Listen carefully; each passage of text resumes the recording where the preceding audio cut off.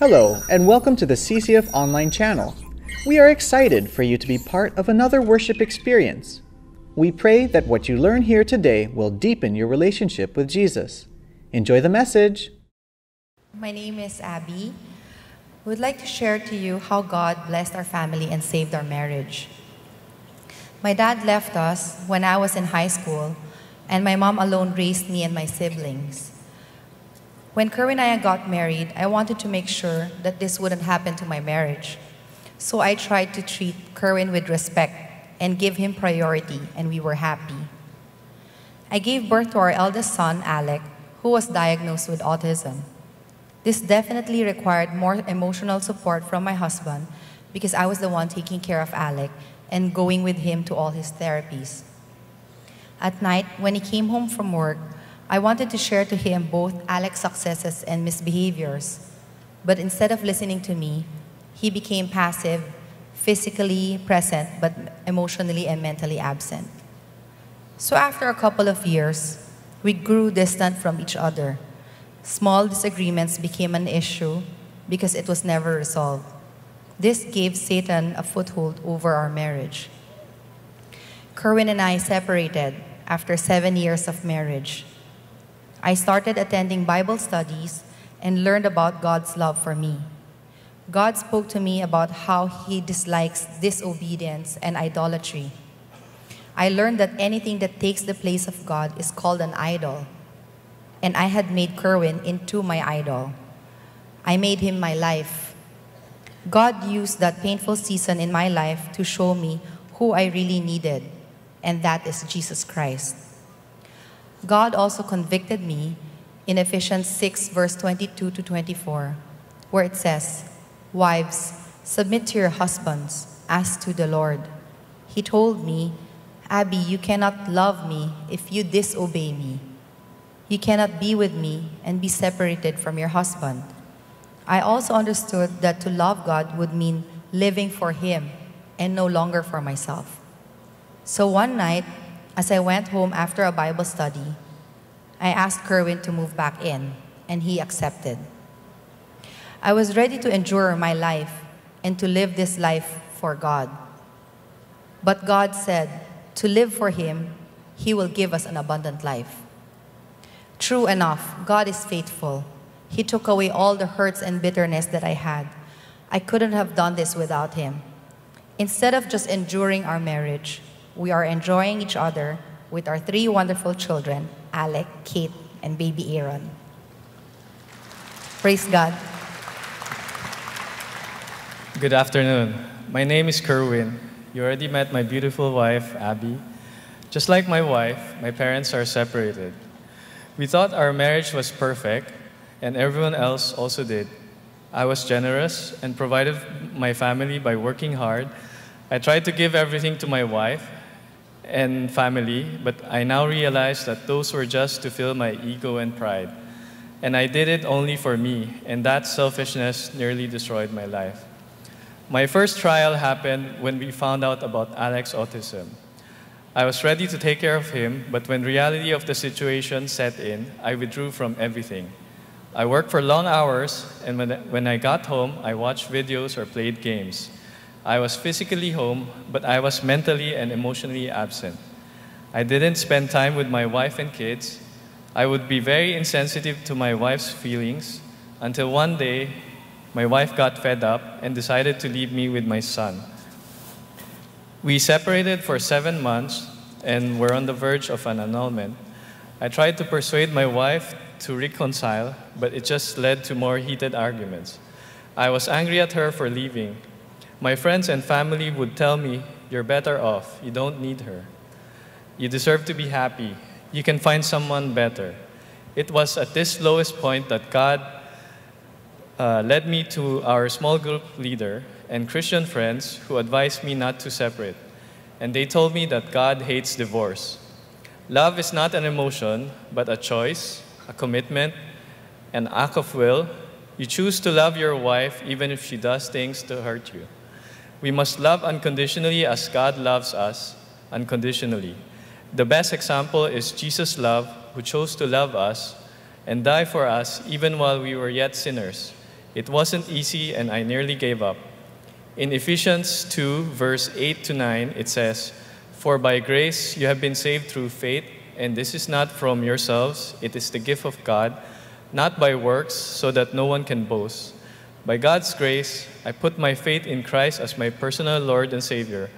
This gave me the peace amidst all the trials that was still happening, and I was ready to endure for many years. But God is faithful, and He is a God of grace. He touched my wife's heart, which made her submit and obey God. This led to a breakthrough, and we were whole again as a family, but this time in Christ." We share the story to you to encourage you that with God, nothing is impossible. We are still human, and we still have our ups and downs, and we make plenty of mistakes every day. But by spending quiet time with Him, and reading the Bible, and asking Him for strength, and obeying His word, He helps us solve each problem one at a time.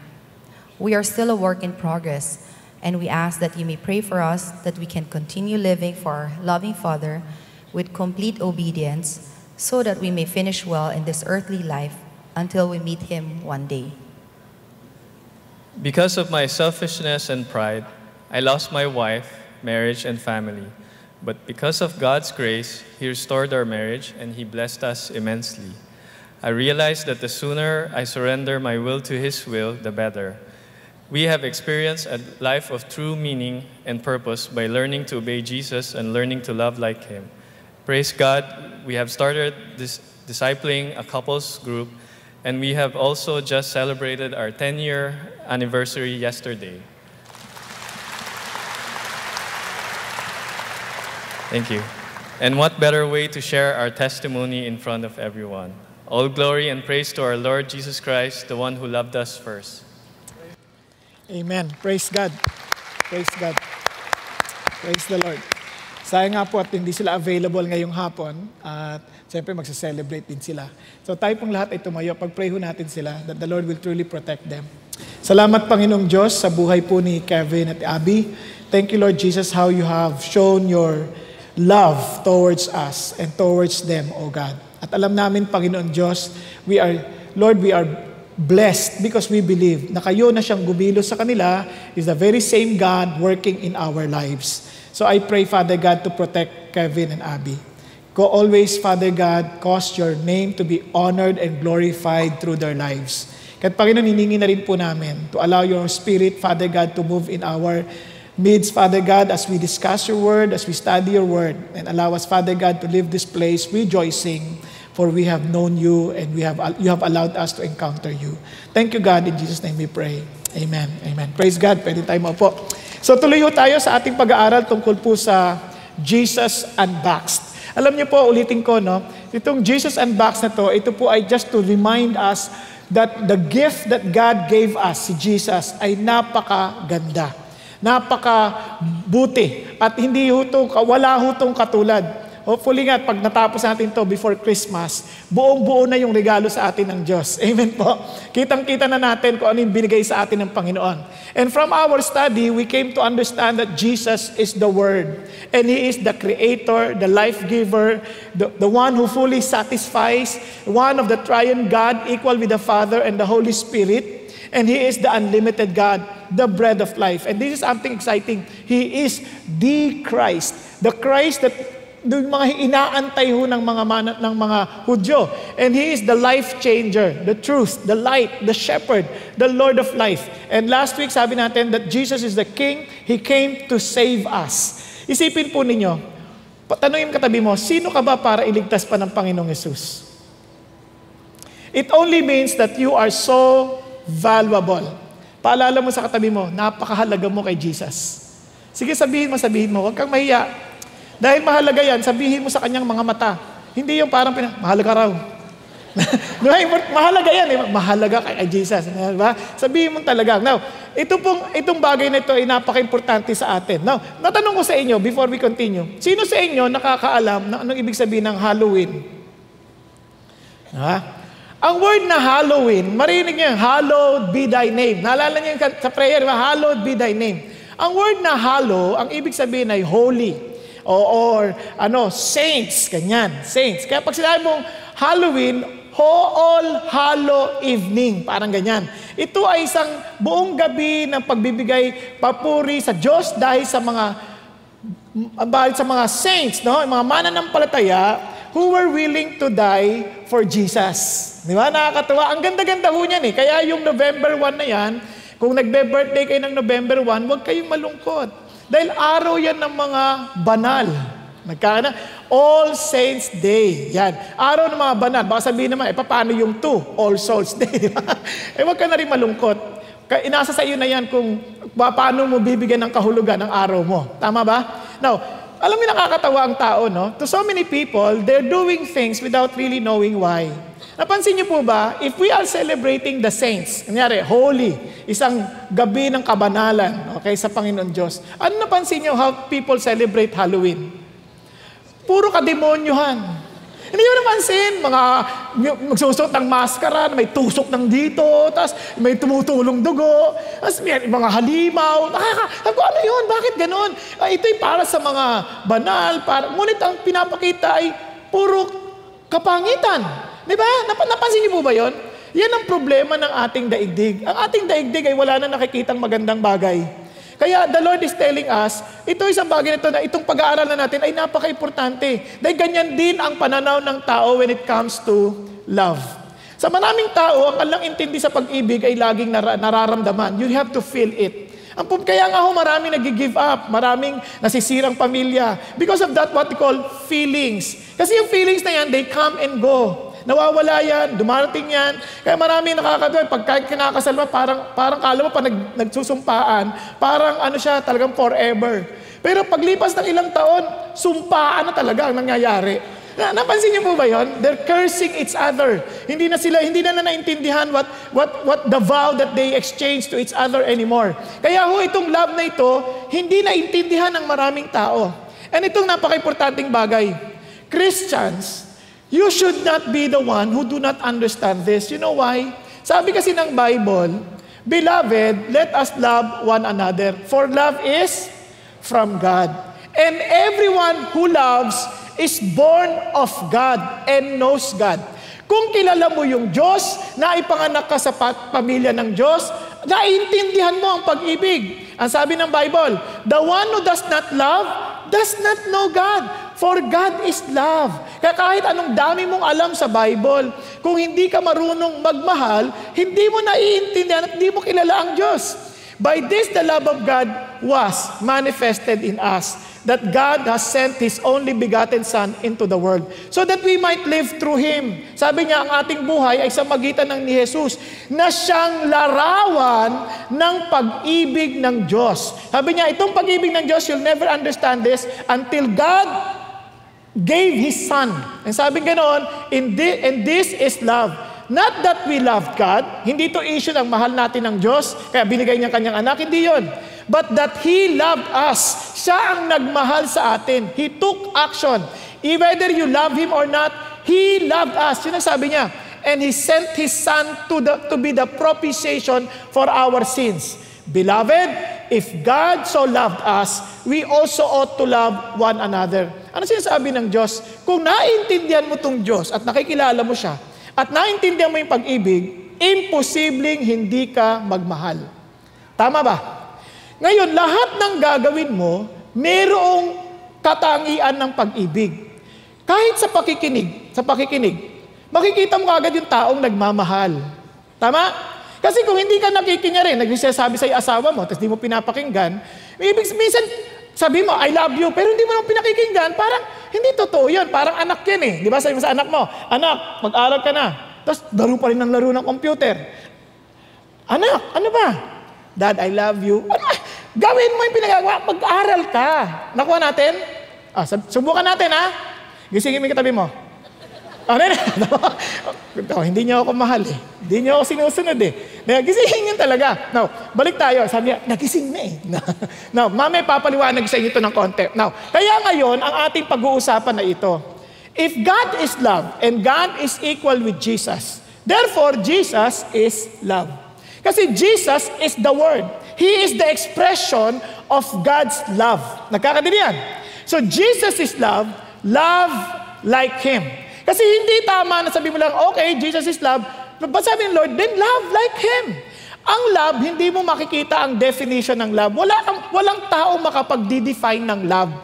Ang love ay hindi kayang i-define. Kaya pansinin niyo si Paul. When he discussed about love, he never defined love. Kasi love is not an idea. He described love. Because love is an action. Nagkakaintindihan? Sabi mo sa akin, love is an action. Hindi ka makagalaw, no? Pasensya ka na, tulog eh. Alam pa, at nagsabi sa akin, Pastor, ba't naman ganun? Maya ka na lang, nagigising. Dahil mahal ko sila. Nagkakaintindihan? Kasi kung hindi kita gigisingin, wala na akong pakialam sa iyo, ibig sabihin. Tama? And dahil nangingialam pa ako, mahal kita. Ganon din sa aking mga anak. Kung ang anak ko, hindi pababayaan ko lang. Because the more tolerant you are, the less lover you are. Nagkakaintindihan? Kaya ginigising ko yung mga tao. Kaya gisingin niyo yung katabi niyo. Please, do you love the person beside you? Tingnan mo siya. Gisingin mo. Huwag mo siyang hayaang matuloy-tuluyan. Now, let's continue. Now, tuloy tayo. Ito. So, love like Him. Now, listen to this. Now, before the feast of the Passover. Now, understand the scenario. John chapter 13 tayo, tama ba? Passover feast. Ano yung Passover? They're celebrating how the Lord delivered them from the angel of death. Anong ginawa ni Jesus? Sabi ni God sa Exodus, magpapatay sila ng lamb, tapos yung dugo ng lamb ilalagay dito sa ibabaw ng pinto, sa gilid, at sa baba. So pag nilagay mo yan, tapos nilagay mo yan, mula pa dito, tataas mo yan, tapos lalagay mo yan. Anong makikita mong picture? Cross. And here is Jesus Christ knowing that He is the Lamb of God who will take away the sin of the world. He would be the sacrificial lamb to be offered during the Passover. Kaya pag yung dugo ni Jesus nasa puso na natin sa ating pagkatao, when the angel of death would come, He will pass over you. Lalagpasan ka na niya. Kaya sabi ni Jesus, I am the resurrection and the life. He who believes in me, though he dies, he lives. Mamamatay ka, pero mabubuhay ka kasi the angel of death will pass over you. Nagkakaintindihan? It has nothing to do with you. It has something to do with the blood of Jesus. Now let's continue. Knowing that His hour had come, parating na, the time of His offering had come, that He would depart out of this world to the Father. Now listen to this. And having loved His own who were in the world, He loved them to the end. Jesus emphasized, dito pa lang sa letter na ito, He emphasized, kasi from chapter 13 to chapter 17, ito na yung time nila to really seriously talk before He leaves. He's preparing His disciples of His departure. Kaya seryosong usapan to. Kaya doon pa lang sa 13 to 17, halos more than 30 times na binanggit ni Lord yung love. Paulit-ulit. Bakit? Kasi He wants to tell them, lahat ng ginagawa ko dahil mahal ko kayo. Yun ang sinasabi ni Jesus. Dahil mahal kayo. And I did not just love you sa simula. Kasi kung tingnan nyo, mahal niya itong mga alagad na to. Kasi mga alagad, puro kapalpakan ang mga pinaggagawa. Parang sawang-sawa ako sa inyo. Parang gano'n, di ba? And here you can find the action of Jesus Christ. I will love you to the end. Hanggang sa katapusan ng buhay mo, mahal kita. Hindi kita tatantanan. Yun ang sinasabi ng Diyos. Now, ang sarap ng ganung pakiramdam. Now, listen to this. Ngayon, ito sabi ng Lord, itong love na ito, hindi natin maintindihan hanggat hindi niya na-demonstrate sa atin. Kaya, pero ito pa rin sabi niya, sa 34, a new commandment I give to you, that you love one another, even as I have loved you, that you also love one another. Now, listen. Ano sabi niya? Love like Jesus. Tama ba? Sabi ni Jesus, hindi mo yan kayang gawin. Ulitin ko Pakisabi mo sa katabi mo ulit. Hindi mo kayang magmahal kapareho ng pagmamahal ni Jesus. Maliban, naranasan mo ng personal ang pagmamahal ni Jesus. Kasi sabi niya, even as I have loved you. Nagkakaintindihan po. Kung hindi mo naiintindihan ang pagmamahal ni Jesus sa iyo, at tunay na nararanasan, hindi mo kayang ipasa isang bagay na wala ka. Tama? Tama ba? Sabihin mo ulit sa katabi mo. Sumuhan mo ako. Sabahan mo ako. Bakit? Hanggat hindi mo nararanasan, hindi mo yan ipapasa. Kaya ikaw muna. Kaya nasasabi ni Jesus. Now listen to this. Sabi niya, by this, dito niyo malalaman what makes a Christian different from the rest of us, from the rest of the world. By this, all men will know that you are my disciples. If you have love for one another. Napansin niyo po ba? Ang distinguishing mark ng isang totoong Christian, follower ni Jesus, hindi yung Bible na dala-dala niya. Hindi yung dami niyang alam na Bible verses. Hindi yung ang dami niyang alam tungkol sa bagay ng Diyos. Hindi yung sa dami niyang alam na kinakanta sa Panginoon. Sabi niya, paano malalaman? You love one another. Ang problema, ano yun? Mamaya, mag-relax lang, hindi pa tapos. Binibigyan ko muna kayo, nililay down ko muna yung foundation.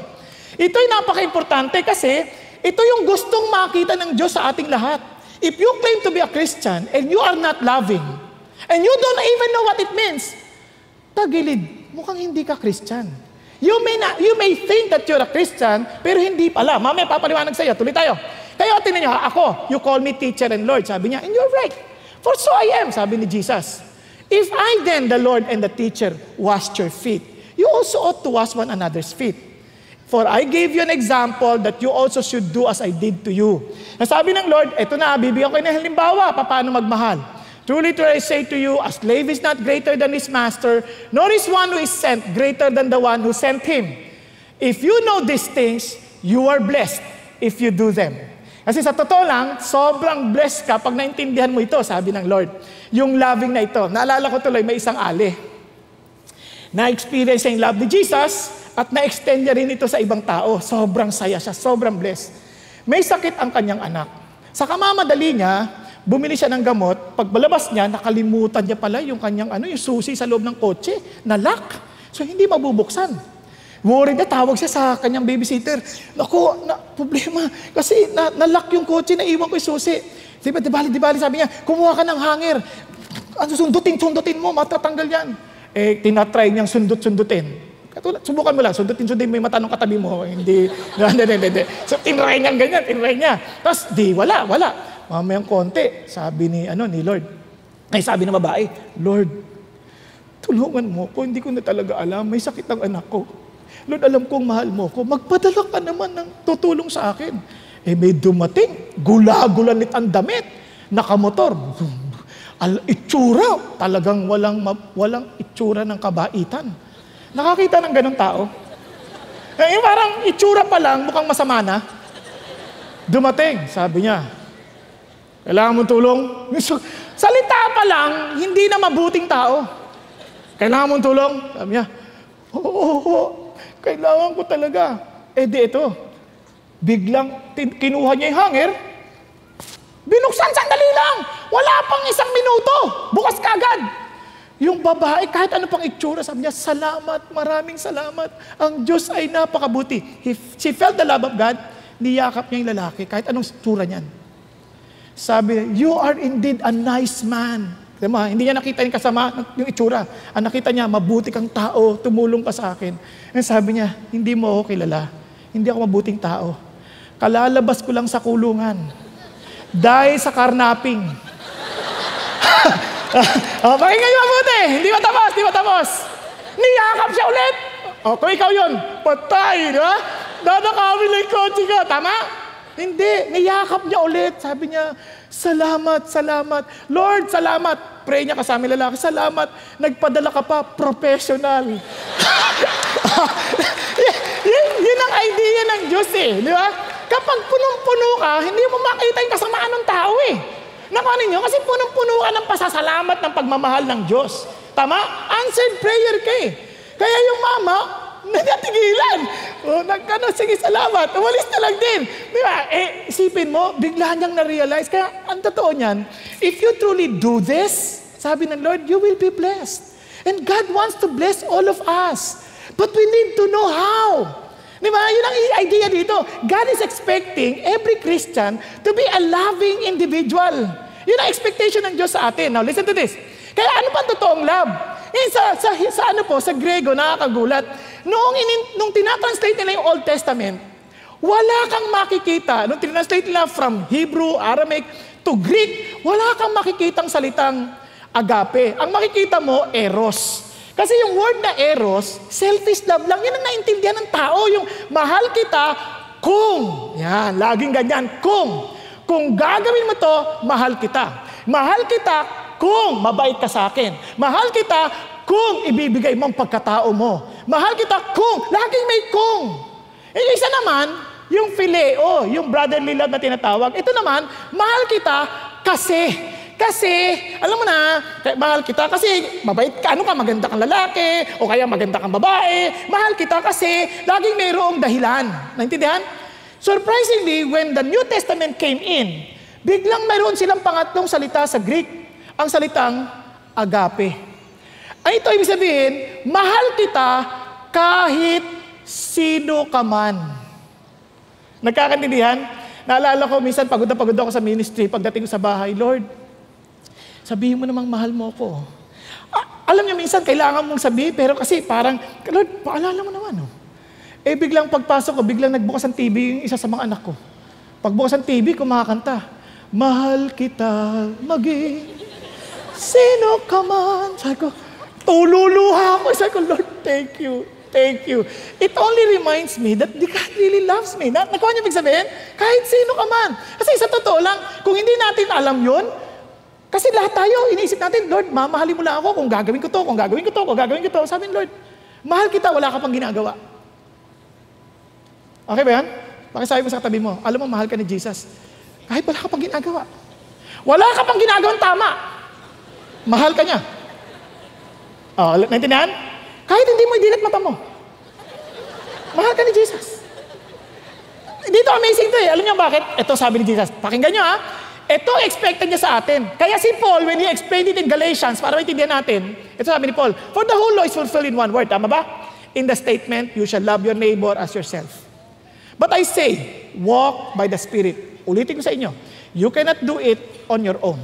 You have to walk by the Spirit and you will not carry out the desire of the flesh. So ano ba yung fruit of the Holy Spirit? The fruit of the Spirit is love, joy, peace, patience, kindness, goodness, faithfulness, gentleness, self-control. Against such things, there is no law. Now listen to this. Malalaman mo na you have this love. Hindi dahil, wow, ano na ako, yung parang naglilingkod na ako. Listen to this. Walang totoong love kung hindi yung buong fruit na yan magkakasama. Kasi isa lang yan, no? The fruit of the Spirit is love. Yung love, hindi yung, eto, tinulungan ko na yung kapwa ko. Nung ako na may pangangailangan, wala man lang tumutulong sa akin. Ang sasama nila, I'm so depressed. Naranasan nyo na yan? Naranasan nyo na? O, huwag kayo magalala, naranasan ko din. Ba't ganon? Parang puro ako na lang, wala nang iba. Alam nyo, doon nyo naintindihan, tika muna, yung love ng tulong na yon, hindi yun galing sa Diyos. Ang totoong love, mayroong kang joy. Hindi mo pwedeng paghiwalayin yan. Hindi, may saya lang ako pag umaawit na. Hindi. Yung love na totoo, kahit anong pagtulong mo, hindi man lang sa tumulong, masaya ka pa din kasi you did it because of love. Meron kang kapayapaan. Meron kang pagtutimpi. Meron kang kabutihan. Ito ba, listen to this. May kabaitan at may kabutihan. Yung ibang tao, I love God. I love the people of God. Gusto kong magsilbi. Gusto kong kumanta. Eh, walang goodness. Ano yung sabihin walang goodness? Sintonado pang nag-lead ng kanta. Wala sa timing. Eh sabi mo, I'm doing this for Jesus. Pero wala sa tono. Talagang wala ka talaga. Kahit anong kantahin niya, wala talaga. Malabo. Kaya sabi, anong gagawin mo? Eh, mahal ko si Jesus. Tapos sasabihin sa'yo, hindi ka pwedeng sumama kasi wala ka sa tono. Wala kayong pag-ibig. Sobra kayo. Di ba ganun ang attitude natin? Pag sinabihan tayo ng totoo, na wala na yung saya, kasi wala naman yung goodness. Magkakasama kayo pagtagyo sa Romans 12, yung totoong pagmamahal, hanapin mo yung kaloob mo. Kunyari, sabihin, halimbawa lang, gusto mo mag-preach. Eh, pagturo mo pa lang, tulog agad. Parang ako, hindi pa ako nakakalayo, tulog na iba eh. So parang, hindi ako marunong. Nakuha niyo sabihin? So I'm trying my best kasi alam ko, gift ko to. Di, tutulungan na kita. Kulang na lang, bumaba ako eh. Para abutin eh. Hindi sa totoo lang. I will do everything that I can. But itong problema, yung iba gusto nila, eh talagang wala. Yung sinasabi niya, hindi mo maintindihan. Baka tingnan mo siya, ano ba sasabi mo? Hindi ko rin alam eh. So, how can you insist na gusto mong tumulong by preaching? Hindi pa pwede. Kasi kasama yung goodness doon. Tama ba? Tapos andun yung faithfulness, andun doon yung commitment. Wala nang, hindi ka tatatalikuran. Yun ang sinasabi ng Diyos. Andun yung gentleness, andun yung self-control. Kung meron pagmamahal, meron kang joy, masaya kayo, pero wala ka namang self-control. Di ba? Hindi pa kayo mag-asawa. Masaya ako pag nagkakasama tayo. I love you. Kailangan hindi ka na kaya. Kailangan na kitang yurak-yurakan. Alam niyo ibig sabihin? Ay, hindi galing sa Diyos yun. Now, you need to understand this. Yang idea na yan, dapat yan tumutuloy, nag-go-grow ka dyan. Hindi man yan maging bigla sa'yo, nag-go-grow ka dyan. Tama ba?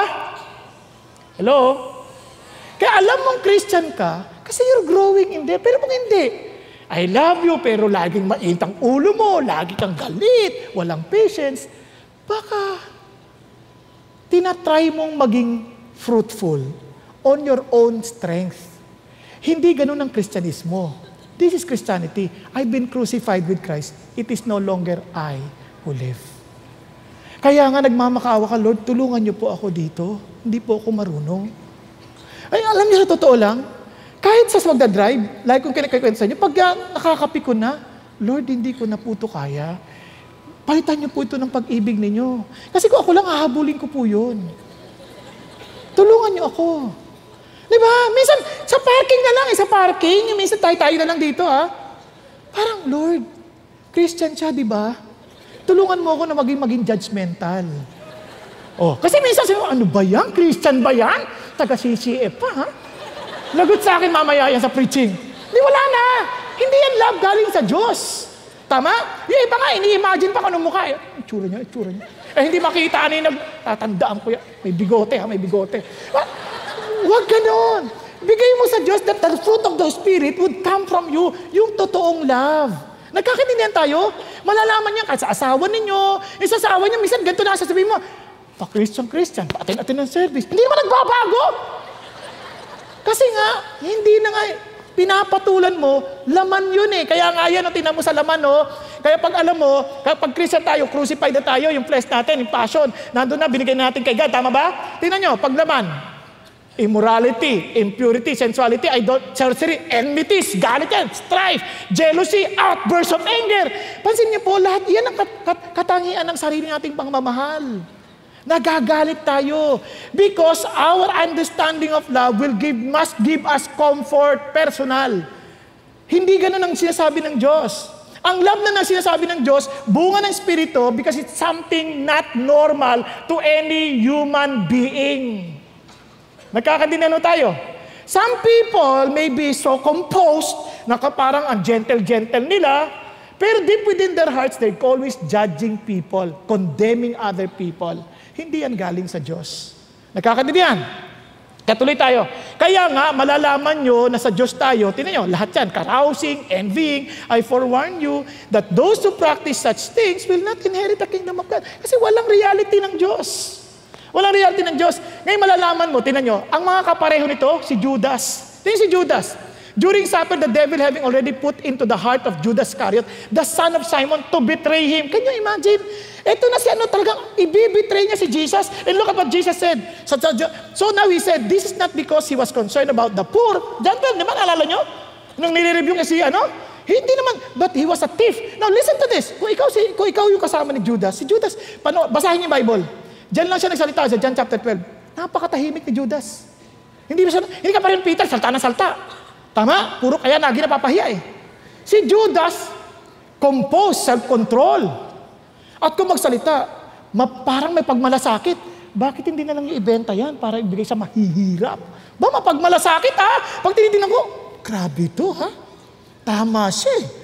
Hindi ka pareho nitong si Jesus. Walang pakialam. Tingnan mo, ang bait. Iniisip ang mahihirap. Pero si Jesus, alam yung puso. Naramdaman ni John Baptist, kaya naman, nagnanakaw naman talaga yan.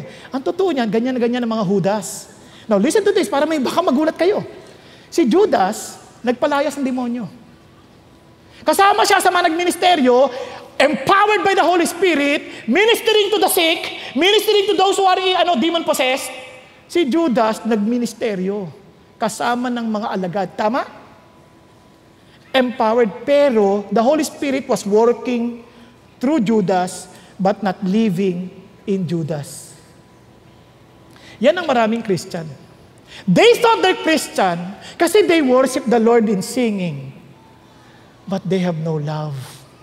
Alam nyo kaagad ang taong walang pagmamahal, laging suspityoso. Saan nila gagamitin ang tithes? Siguro, ano lang yan pakita lang yun lahat ng mga yan Laging suspityoso. Laging iniisip agad, ay, nagpapakyut lang yan. Palagay ko, hindi totoo mga kwento niyan. Totoo bang may mga natutulog? Nga, ganun patanong Patanongin ako, Pastor, ito ka ba may natutulog? Bakit ka rito nang makita mo? Hindi. Kasi parang nanloloko. Joke lang.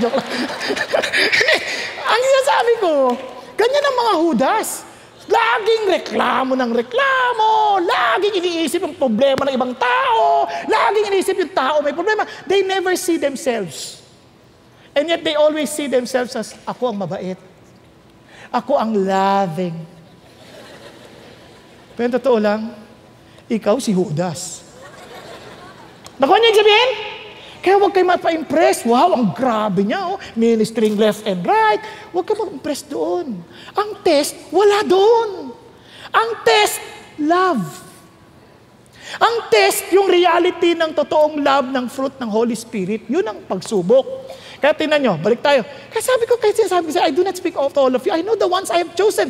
But it is that the scripture may be fulfilled. He who eats my bread has lifted up his heel against me. Can you imagine? Kumakain ka sa amin, pinapakain ni Jesus, pero inaapakan sa kanyang leeg.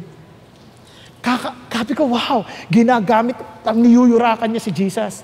Hindi siya umiimik, niyuyurakan niya si Jesus. Maraming ganyang tao. They keep on hardening their hearts. They never listen to Jesus' instruction. Niyuyurakan nila si Jesus because they don't have that love that comes from Jesus. Nakakaintindihan? Kaya ito sabi ni Jesus. Listen to this. Kaya balik tayo. Ang totoong pagmamahal, we will become like Jesus. He also predestined to become conformed to the very image of His Son. Yung reality ni Jesus, makikita sa'yo. Kaya ang tanong lagi, am I becoming more Christ-like? Kaya kahit sa bahay, natutunan ko na lang, as the Lord is helping me to grow in my relationship with Him, natanong ko rin mga anak ko nag-i-improve ba ako to be like Jesus? Di ba?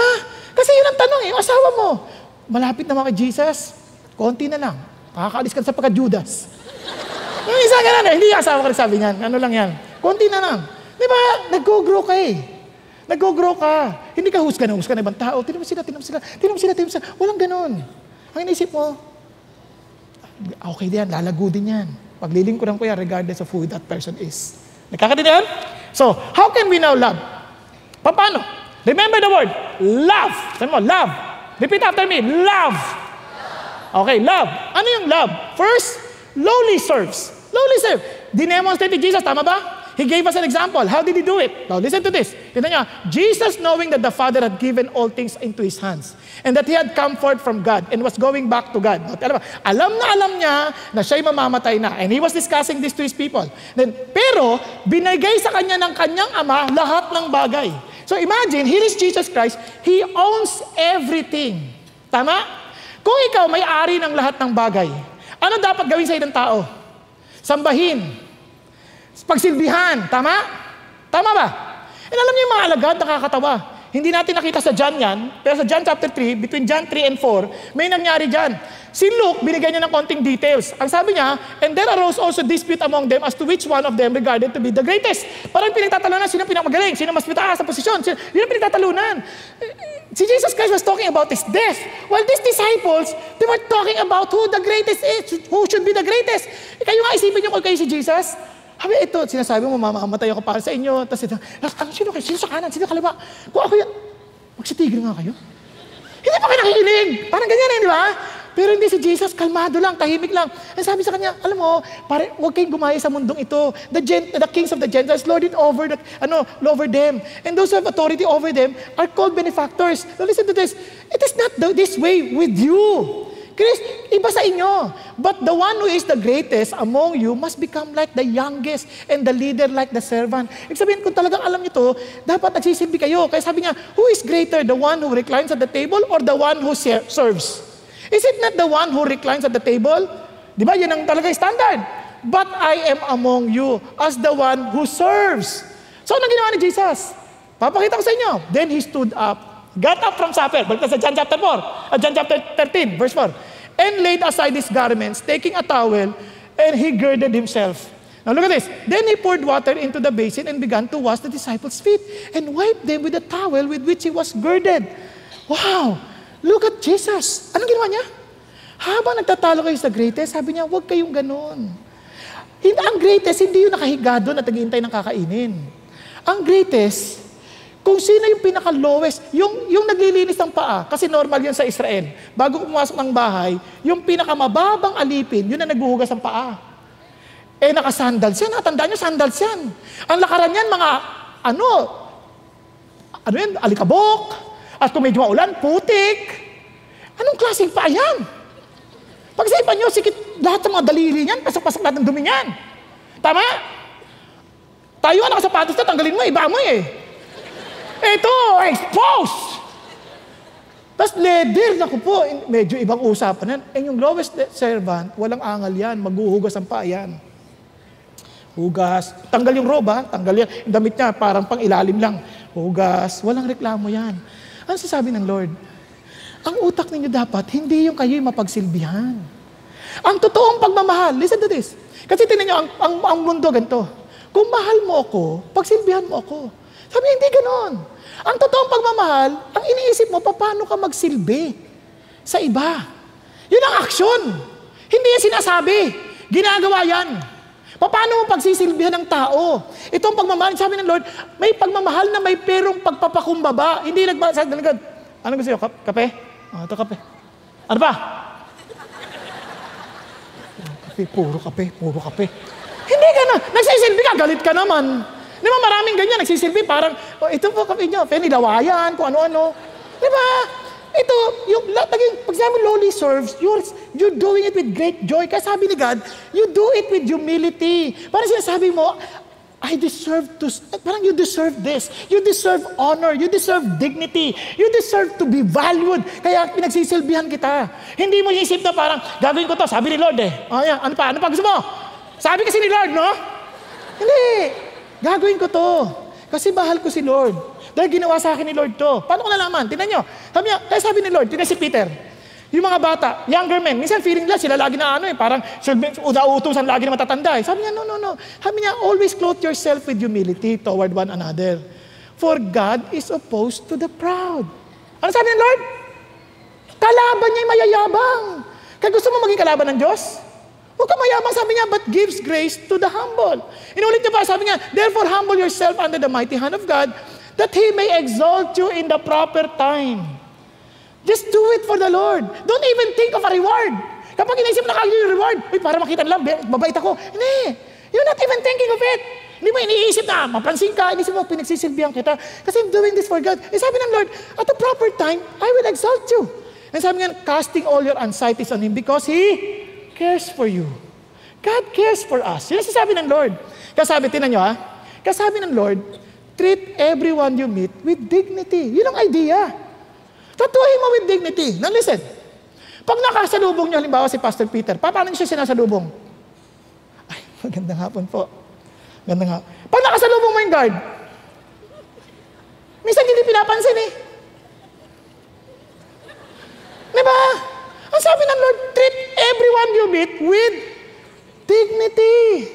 Yung bata, minsan nakakita ako sa Korea kami, nakasakay kami ganyan, no? Nakakita, may bata, nakasakay ganyan. Yung mama, pastor pa naman, binatukan yung bata. Pa!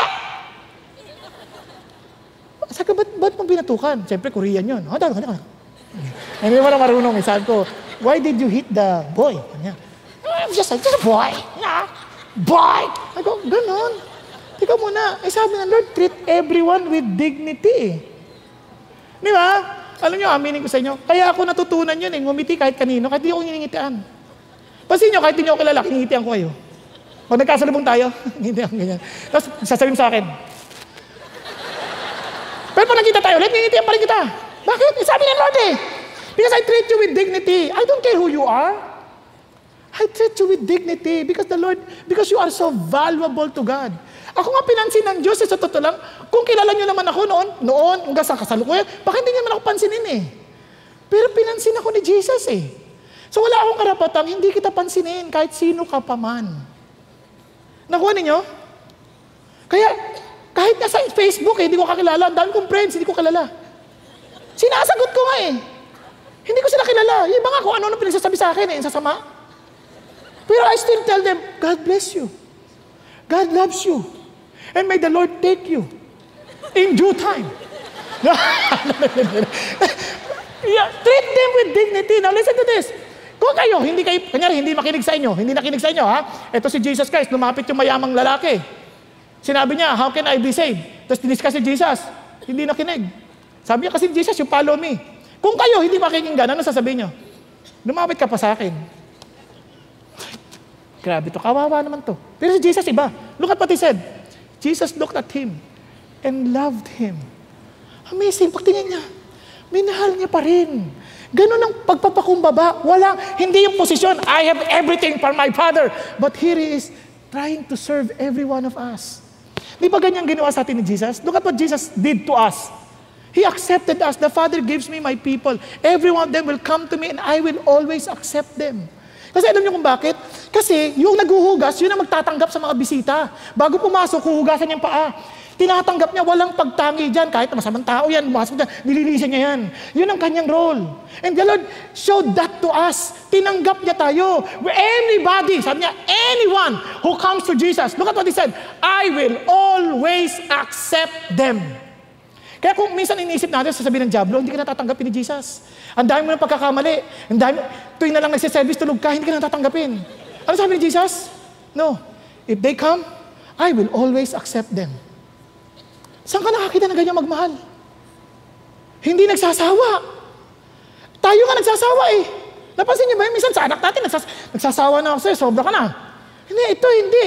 Pag lumapit, hindi nagsasawa. Hindi nagsasawa. Yun ang sinasabi ni Jesus, I will always accept you. And look at this.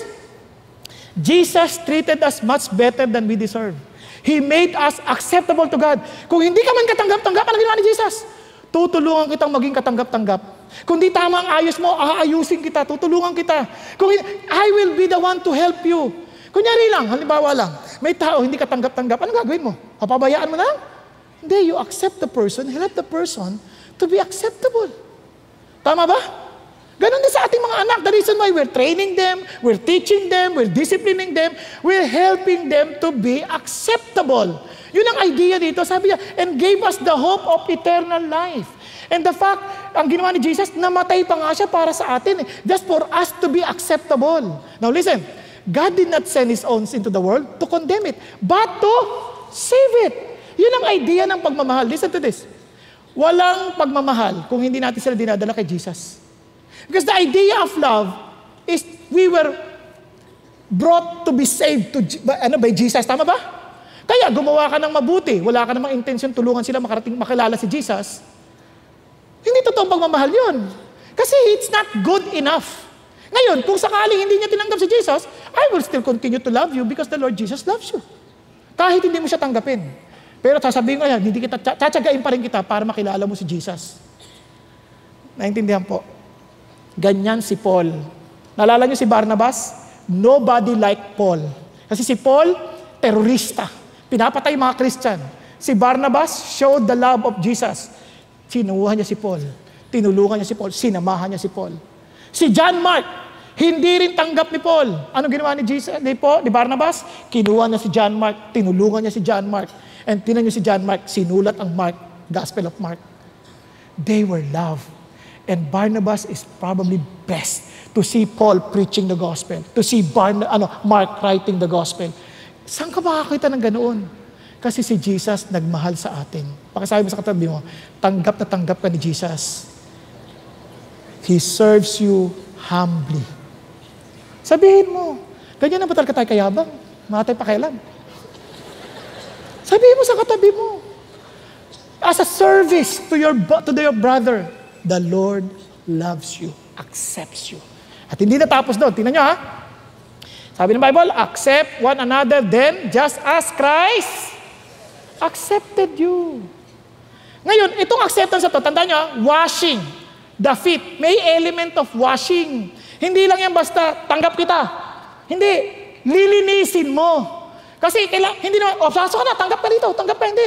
Ulitin ko may element of washing the feet. Ang totoong pagmamahal, hindi lang basta tinanggap, hindi yan tolerance, kundi nililinis mo yung tao. Tama ba? To be acceptable. Anong idea niyan? Tinan nyo to. Ano sabi ng Bible? Such were some of you, you were washed. Sabi niya, but you were sanctified. Sabi niya, and you were justified in the name of the Lord Jesus Christ and in the Spirit of our God. Kaya ang idea ng sinasabi ng Diyos ganito, yung sinabi niya you were washed, remember you are unrighteous. No unrighteous will inherit the kingdom of God. So do not be deceived. Neither fornicators. Fornicators, tanggap kita, but I will wash you. I will bring you to Jesus to stop your fornication. Yun ang sinasabi ng Lord. Or idolaters, or adulterers, nor effeminate, nor homosexual. Tanggap kita. Mahal ka ng Lord. Bakla ka o hindi, mahal ka ni Lord. Pero siyempre, hindi ko masasabi, sige, tuloy ka lang sa lifestyle mo. Hindi, I will try to help you. I will try to experience, for you to experience the real love that comes from God. Yun ang washing. Nagkakadinahan kasi may mga ganyan ngayon. Tanggap na kita. Naalala niyo yung advertisement na Smart? Dad, tinanggap na kita. Sabi nung dad, ikaw din, tanggap ko. Pareho pala sila Pero ang idea, hindi nyo nakuha, no? Di ba rin, natulog kayo Ang idea doon, hindi lang basta tanggap. I have to wash you. Because ang utak ko, yung kingdom ng Diyos, hindi yung ngayon lang. Because real love, sabi nga ng Bible, open rebukes is better than hidden love. Sasabihin ko sa iyo, kanya lang, hindi ko mahal kita, tatanggapin mo ako. Yun ang totoo. Kaya mga kapatid, you don't need to be perfect to be acceptable by God or be accepted by others. Jesus was perfect, but people rejected Him.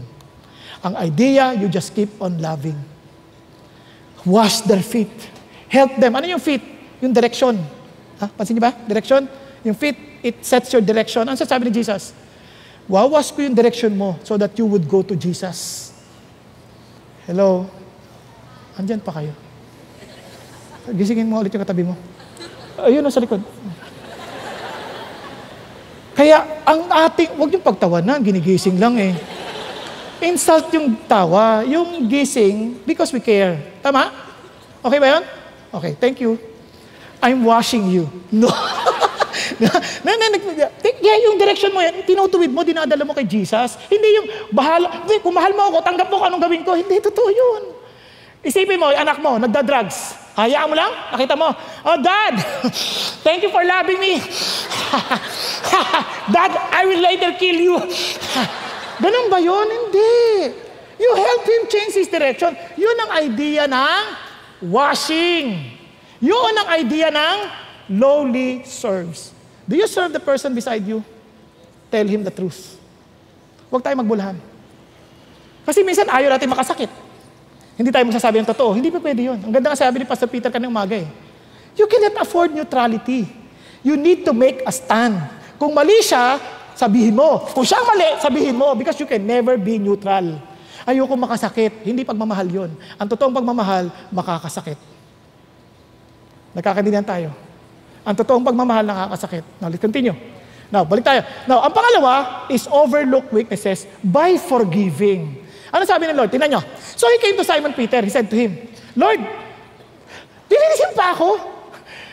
Tingnan si Peter, parang ang humble ang dating, naman ba? Tingnan mo. Ang kapal nito mga ito, nagpahugas ng paa. Lord, ako lilinisin pa? No.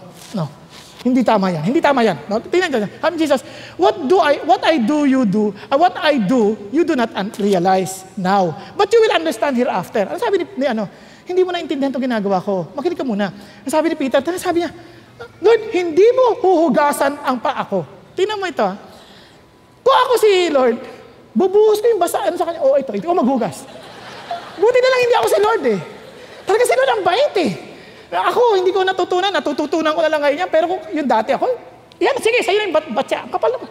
Para sinasabi, kala ang bait ni Peter na parang ang humble, huwag niyo po akong hugasan, Lord, wala ka. Ang totoo niya, sinasabi ni Peter, Lord, mali-mali ginagawa mo, Ba't ikaw naghuhugas sa amin? Hindi tama yan.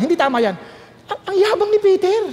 Ubod ng yabang. Para sasabi niya kay Peter, kay Lord, Lord, hindi mo alam ginagawa mo, please. Huwag mo nang, bitawan mo yan. Hindi man lang niya sinabi, Lord, nakakaya, ako na lang po maghuhugas sa kanila. Ako na maghuhugas sa Hindi naman niya sinabi yun eh. Huwag mo hugasan ng paa ko. Sa totoo lang, maraming tao, ganyan kayabang. Hindi humingi ng tulong. Lalo na kami mga lalaki. Kami mga lalaki, mas mayabang kaysa sa babae. Kaya nga may word na, nakakalalaki ka. Tama ba? Nakarinig ba kayo ng nakakababae ka na? Meron ba ganon? Wala. So, nakakalalaki na. Kaya ang mga lalaki, hindi nagpapa-counsel. Alam nyo, hindi paghingi ng tulong, pag kailangan mo ng tulong, kayabangan din yan. Yung hindi pagtanggap ng aral, kayabangan din yan. Kaya ito si Jesus, pero very forgiving si Jesus, in-explain niya. Sabi niya, pag hindi kita hinugasan, wala kang bahagi sa akin. And sabi ni Jesus, teka muna, Lord, then, napahiya si Peter eh. Yabang eh, napahiya. Kung hindi kita hugasan, wala kang bahagi sa akin. Lord, hindi naman gano'n. Sige Lord, paliguan mo na lang ako. Shampooin mo na rin ako. Ganyan. Ito, linisin mo. Yun ang sabi niya eh. Di ba?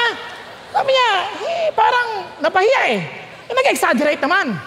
And sabi ni Lord, hindi mo naintindihan. He who was bathed needs only to wash his feet, but is completely clean. You are clean, but not all of you. So here is Jesus Christ teaching something else. Sa Israel, ang kanilang bathroom public. Bago pumunta sa isang occasion na ganyan, feast, naliligo muna sila. But along the way, nadudumihan ang kanilang mga paa. So they need a constant washing of the feet. Ang sabi ni Lord, in-explain niya, malinis ka na, pinatawad na kita eh. Linis ka na, in fact, I will die for you, you're already been clean. Kanya lang, kailangan mo pa rin linisan ng paa mo to have fellowship with me. God is telling us, kaya gawin nyo ito kasi it is a sign of forgiving each other. Kasi sa in any relationship, kahit tayo labing, nasasaktan pa rin tayo, tama ba? Nasasaktan tayo sa kamalian ng ibang tao, sa weaknesses sa ibang tao. Kaya sabi ng Lord, learn to forgive by washing the feet.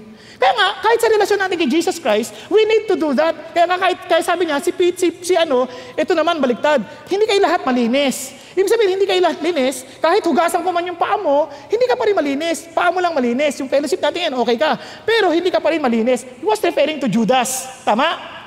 Ganon din sa relationship natin kay Jesus. Kaya nga sinasabi ni Jesus lagi, if we confess our sin, He is faithful and just to forgive us. Tayo rin, kasi maraming sasabi, hindi mo na kailangan humingi ng tawad. Hindi mo naintindihan. Yung paghingi ng tawad, pag-agree na mali ka kay Jesus, hindi naman yan hingi kang tawad dahil hindi ka pa napatawad. No, napatawad ka na niya. Kaya lang, binibigyan ka ng laya ng Diyos mula sa kalinlangan ng dyablo. Papaliwanag ko sa inyo. Naalala ko, halimbawa, anong pangalan niyo po? Si Robert. Halimbawa si Robert, bata pa. Ang kapatid niya, katabi mo na lang. Ano pangalan mo? Margie. Marlene. Bingi ako, no? Marlene. So si Robert sa Marlene, magkapatid. Si Marlene ang mas matanda, no? Sa kwento na to. Ito si Robert, may laruan. Tirador. Hindi siya makatama. Isang beses nakita niya yung pato. Ewan ko, for some reason, tinidor niya. Pok! Tinamahan! Buhog baliktad. Patay yung pato.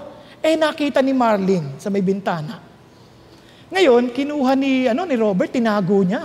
Sa takot. Di niya alam gagawin Patay sa lola niya yun di, nakita nung kapatid, sabi ni Marlene, Tol, kita ko yan. Ate naman, huwag. Basta, ang lagay. Alam mo na, Pilipino rin to Ang lagay. Ganyan, no? So, ito na. Di nung maghuhugas na ng plato pagkatapos kumain, si Marlene ang time na maghugas. Sabi niya, Marlene, maghugas ka ng plato. Ay, no, mami. Sabi ni Robert, siya daw maghuhugas ng plato No, ate. Robert. Oo nga, ako po maghuhugas kasi kawawa naman si ate. Siya nagugas. The following day, papasyal sila. Hindi makakasama dapat si Marlene dahil siya maglilinis ng bahay. Sabi ni Marlene, sasama po ako. Di ba ikaw ang assign maglinis ng bahay ngayon? Hindi po, sabi ni Robert, siya daw po maglilinis sabi ni Robert, Robert? Simple lang, ito naman siya, Opo, ako po maglilinis, ako na lang hindi sasama. Iyak na iyak ng Robert, naglilinis. Hanggang sa dumating na yung lola. Dumating na sila lahat, pagbalik, may aaminin na po ako. Ano yan, anak? Napatay ko po yung pato. Sabi niya, alam ko. Alam pala ng lola. Nakita ko sa bintana nung napatay mo, tinago mo pero pinatawad na kita ron. Kaya lang, hinihintay ko lang sabihin mo Kasi, tinan mo, inaantay ko nga hanggang kailan ka magpapaalipin kay Marlene. Alam nyo, kaya si Lord, gusto niyang magsabi ka sa kanya, ayaw kanyang alipinin ng dyablo. Alipinin ka niya, tatakutin ka niya, kung ano-ano. So wala kang kalaban-laban. Wala, hindi ka na patatawarin. Hindi ka na, sumama ka na, gawin mo na ito, masaman to. So hindi mo alam gagawin mo. You need to honestly confess. Yun ang sinasabi ng Lord. Kasi sabi ng Lord, ako mismo nagpatawad sa iyo. I will not hold your sin against you. And sabi ng Lord, there is now no condemnation for those who are in Christ Jesus. If Jesus has forgiven you, ano sabi niya? You must make allowance for each other's fault and forgive the person who offends you. Remember, the Lord forgave you, so you must forgive others. Meron ka pa bang taong hindi napapatawad sa puso mo? Kung hindi, marahil hindi mo pa nararanasan talaga ang totoong kapatawaran ni Jesus. Forgive. That's how to love. Hindi tayo naghahanap ng perfect na tao to love. Hindi sila perfect, but we are to forgive them. Amen? Tuloy tayo. Valiantly endures. Now, listen to this. Ito, napaka-importante. Now, before the feast of the Passover, sabi ni Lord, His love, who were in the, sabi niya, He loved them to the end. Walang katapusan. Now, tingnan niyo yung sitwasyon. Here is Jesus Christ, sabi niya, from now on, I'm telling you before it comes to pass, so that when it does occur, you may believe that I am He. He was talking about His death. Now, in 21, when Jesus had said this, He became troubled in spirit and testified, said, truly, truly, I say to you, that one of you will betray me. Wow, this is something enduring. Ito ka, mamamatay ka, nasasaktan ka because one of them will betray you. Ba't ka nasasaktan? He already knew. Pero nasasaktan siya kasi he's still trying his best to win Judah. Kaya lang, hindi ka pwedeng kontrolin ni Jesus kasi magiging mukha kang robot. He will just try his best to show you His love. And hopefully, after accomplishing your wicked act, you would still repent. Kaya nga sa Romans 1:18, He gave them over para pag nasaktan ka na ng gusto, you would repent. Ako niyo yung sabihin? Now, itong problema, nasaktan din siya, pero mapapansin niyo pagmamahal niya kahit kay Judas, kasama ng mga alagad. Sabi niya, the disciples began looking at one another at a loss to know of which one He was speaking. Sino ba kayo magbibitray sa Kanya? Then they were reclining in Jesus' bosom, one of His disciples whom Jesus loved. And look at that. So Simon Peter gestured to Him and said to Him, tell us, who is it? Of whom He is speaking? Sabi niya, sino yan, Lord? Sino, Lord? Sabi naman he's leaning back thus on Jesus' bosom, di man nakasandal. Said to him, Lord, sino yan, Lord? Sino, Lord? Tapos sinabi si Jesus, Jesus then answered, that is the one whom I shall dip morsel and give it to him. So when he had dipped the morsel, he took and gave it to Judas, the son of Simon Iscariot. Sinasawa niya, tapos sabi niya, and after the morsel, Satan then entered into him. Therefore Jesus said to him, what you do quickly. Now, no one of those reclining at the table knew for what purpose he had said this to him. Sabi niya, for some were supposing, because Judas had the money box, that Jesus was saying to him, buy the things we have need of the feast, or else that he should give something to the poor. Ano napansin niyo?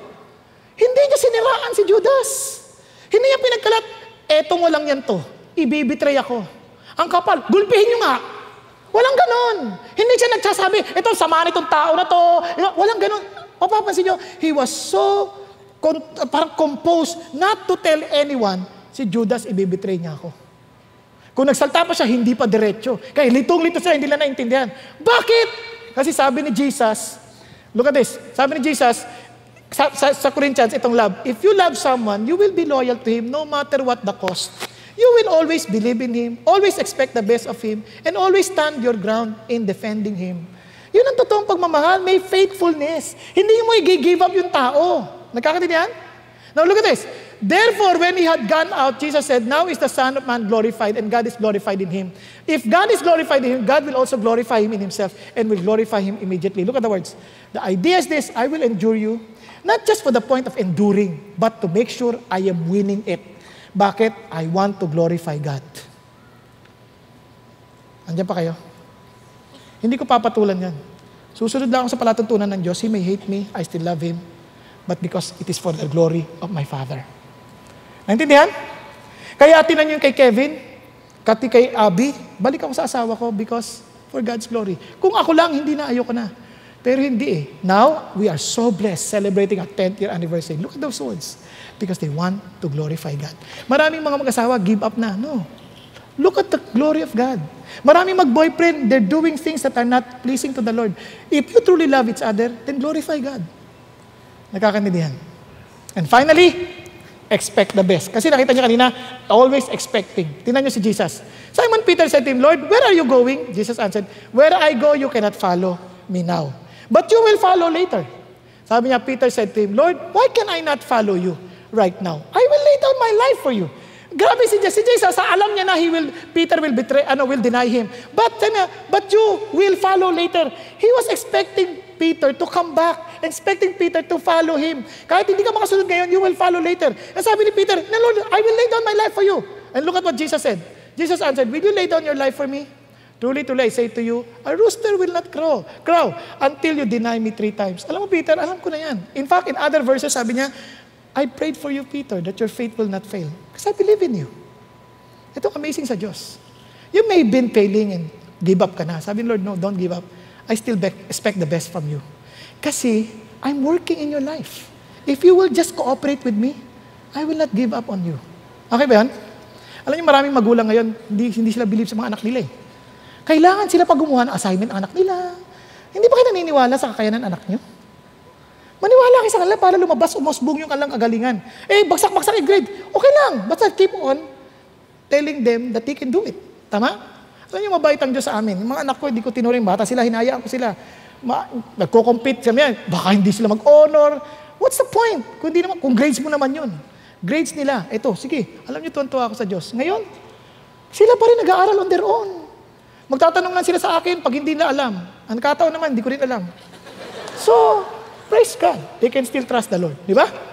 Nakuha niyo yung sabihin? Because I believe in them. I expect something best from them. Kasi God is also their Lord. Kaya tayo rin, huwag kayo mag-give up sa tao. Tandaan niyo to, sabi ni Lord, ha? Kayo din naman eh. Were once foolish, disobedient, deceived, enslaved to various lusts and pleasures, spending our life in malice, envy, hateful, hating one another. Di ba, pareho lang naman? Sabi niya, but when the kindness of God, our Savior and His love for mankind appeared, what did He do? He saved us. Not on the basis of deeds which we have done in righteousness, but according to His mercy, by the washing of regeneration and renewing by the Holy Spirit. Ano sabi ng Lord? Pare-pareho lang tayo. Kaya sinasharean mo, wala na pag-asa, no, don't give up. Maging sa sarili mo, don't give up. God expects the best for you because He loves you. Amen? Okay po ba yan? Kaya ang Diyos, hindi susuko para sa iyo. Huwag ka lang sumuko kapareho ni Judas. Kasi Judas, si Peter, bumangon ulit eh. Hindi sumuko because he trust Jesus. Amen? Tayo pong lahat ay yumuko at pumikit sandali. Mga kapatid, ikaw lang nakakaalam ng pinagdadaanan mo sa buhay.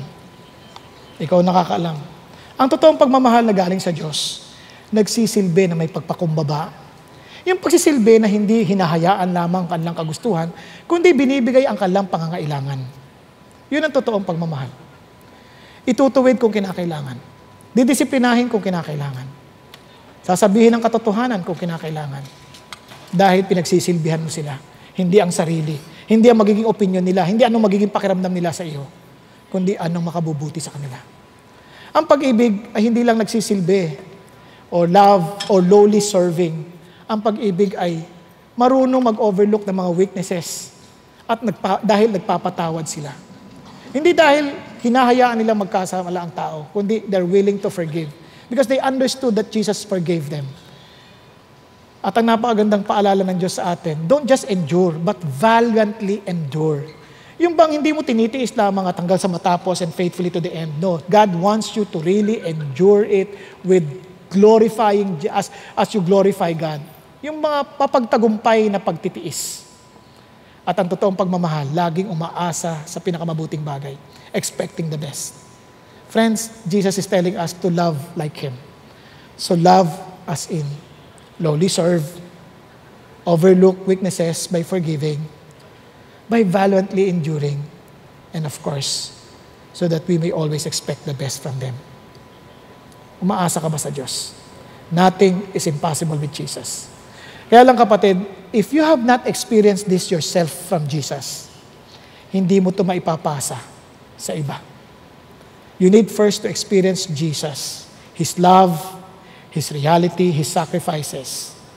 Nang sa gayon, you can experience the power of the Holy Spirit working in you. Huwag kang manatiling parang Judas. Follow the ways of Peter. He may not be perfect, punong-puno ng kayabangan, pero willing to be corrected, willing to follow Jesus, and to allow Jesus to work in his life. That's your choice. Panginoong Jesus, maraming salamat na kilala niyo po kami. I pray, Father God, to allow every one of us that as we leave this place, we will extend love just like Jesus loved us. Father in heaven, thank you that you allow us, Father God, to see who we really are. Na hindi lang po kami parang mga reliyosong tao, but for us who really experience you, your love, your reality, and your power, so that we can love others as you have loved us. Kaya't Panginoon Diyos, pag-uwi namin, may people know that we belong to you. May people know that we are your followers because they can see love in our action. They can see love in our speech. They can see love in our dreams. They can see love in the way we eat, drink. They can see love in the way we deal with them. Thank you, Lord. We give you all the praise and glory. In Jesus' name we pray. Amen and amen. Good night and God bless you.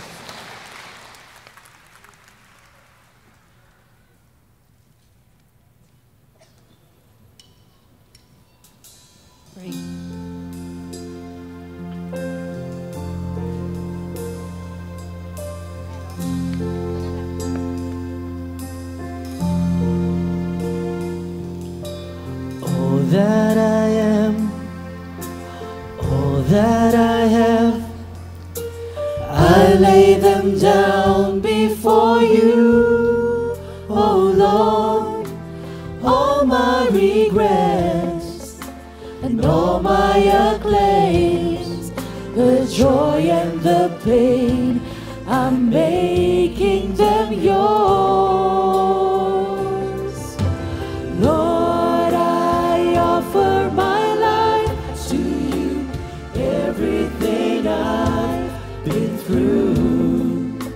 Use it for your glory, Lord. I offer my days to you, lifting my praise to you as a pleasing sacrifice. Lord, I offer you my life. What can I give that you have not given? And what do I have that is not already yours? All I possess is this life I'm living, and that's what I give to you, Lord.